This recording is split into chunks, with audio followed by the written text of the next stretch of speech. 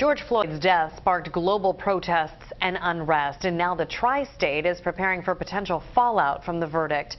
Kimberly Davis is live in Spring Garden with how our cities plan to respond. Kimberly?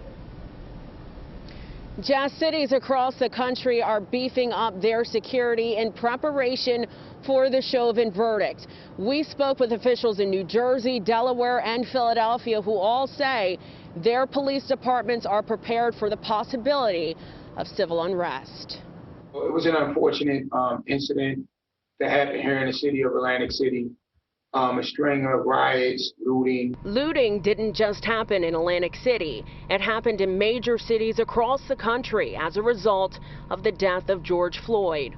All eyes are on the Derek Chauvin case as 12 jurors decide the former Minneapolis police officer's fate, a decision major cities have been anticipating. I trust the fine men and women in blue of the Atlantic City Police Department under the leadership of Chief Sarkos. We have been briefed on any possibilities. So far, we are not aware of any intel of Atlantic City. Eyewitness News also reached out to officials in Wilmington, Delaware. The police department sent us a statement reading, similar to our partner agencies throughout the region, our department will remain vigilant for any incidents that may arise and to ensure we mobilize resources as necessary.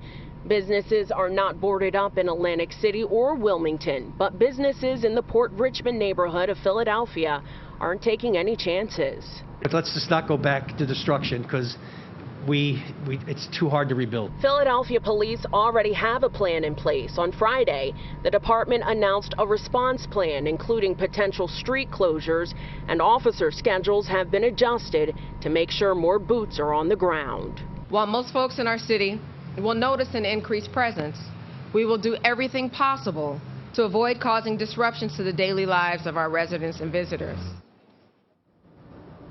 1,200 members of the National Guard, along with Pennsylvania State Police, will all be assisting Philadelphia police.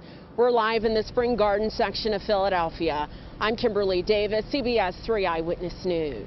Kimberly, thank you. Deliberations resume at 10 a.m. our time. As soon as a verdict is reached in the Chauvin trial, you can count on CBS 3 for live coverage. When we're not on television, you can get the latest developments on CBSPhilly.com.